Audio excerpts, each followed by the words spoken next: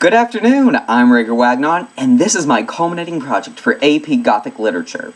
In the course of this video, my aim will be to provide commentary and analysis on vampire literature and how it has changed over the past 200 years since its inception in the 19th century.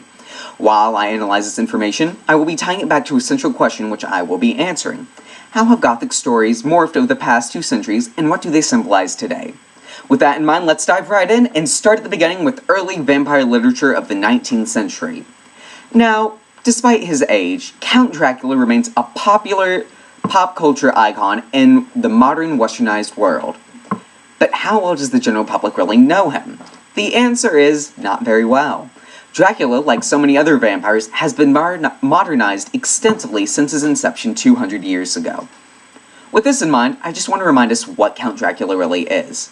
A gross perversion of humanity. A monster. Contrary to how he may be portrayed in modern media, the Good Count is not a pretty sight to look at, described as gross and unseemly in the Bram Stoker novel where he gets his genesis. This actually brings me to my first point of analysis, old versus new, or rather, how our Gothic characters have changed. Dracula, like other classic monsters, has been sexed up to keep up with modern times. No longer are vampires considered rank pieces of flesh, but now actually beautiful examples of eternal youth. American Horror Story, a popular television series that has just seen the end of its 5th season, puts a modern spin on classic Gothic stories and characters. The most recent season featured the titular Lady Gaga as the Countess, an unaging vampire of extreme beauty that rules over her hotel in Los Angeles with an iron fist. I use the word vampire despite the fact that she and the other vampires on the show bear almost no similarity to Count Dracula. Looks aside, the creatures are not only capable of going out into the light, not only lack the traditional enlarged canines of vampires used for drinking blood, but are also not dead. That's right. In vampires' most recent incarnations in media, they are not dead. So, they are really actually infected with a super virus. Some say this latest incarnation is completely missing what traditional Gothic stories are meant to represent. But is it? While unquestionably there have been major cosmetic changes to vampires since their inception 200 years ago, I would argue that they, as well as their contemporary monsters, have not lost their touch, nor what they stand for. Dracula, as well as his contemporary Carmilla, are the embodiment of sin of the Victorian era, representing lustful desires, as displayed by their neurotic way in which they both drink blood, fear of the unknown, especially of the foreigner, as is the case with Dracula, in the show of emotion, something frowned upon in rigid Victorian society. 200 years later, something still holds sway. For instance, while we as a society have become more open about sexuality, we are socially still somewhat uncomfortable with the thought of same-sex acts and over-sexualization, both of which are embodied by the characters in the show. Drug use is also seen by many as a vice and featured heavily on the new season, with one of the characters actually being a drug addict. So yes, while the sins have changed, the monsters haven't ceased to represent them. We as humans will always find some aspect of ourselves that we are dissatisfied with, whether that be our impure thoughts, actions, or looks. Monsters, and more specifically the vampire, represent the perversion of humanity, and always have. While that perversion has shifted somewhat over time, it has remained through and through.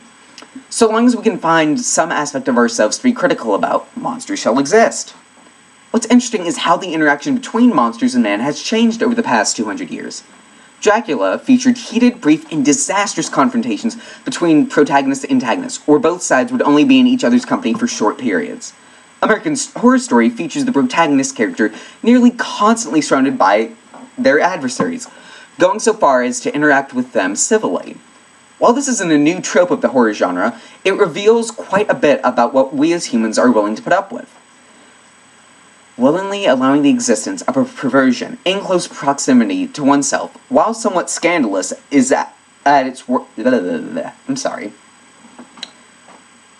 The protagonist allowing their existence to be in close proximity to a perversion is quite different from older literature. Tolerance of these extranatural forces reveal a subtle acceptance under the skin-deep layer of disgust. One could ask the question, why do we allow these pervasive monsters access to our everyday lives, to which I respond, because we're more accepting than we once were. The protagonist's extended exposure to what is considered monstrous and horrific is an allegory for how we as a society have grown to be more accepting of one another. True, said protagonist usually ends up destroying said perversion, but not until after experiencing it and having it change them in some form or fashion.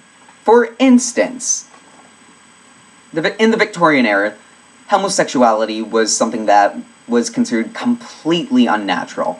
In 2016, it is still a controversial topic, but at the same time, it is something that a larger part of the population is now more comfortable with.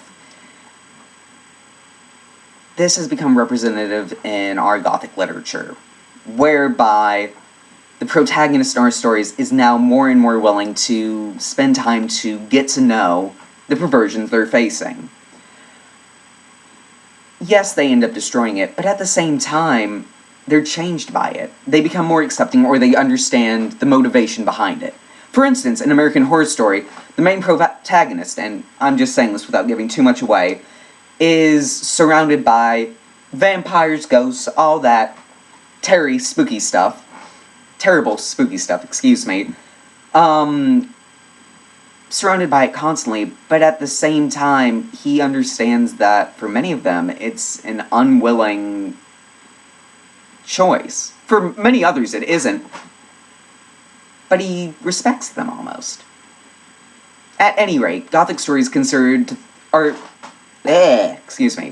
At any rate, Gothic stories still thrill and terrify us in new and strange ways. Whether enjoying a classic like Dracula, or maybe something more modern like Blood-Sucking Fiends, there's something to be said about Gothic tales. I'm Rieger Wagner. Go and read something fun.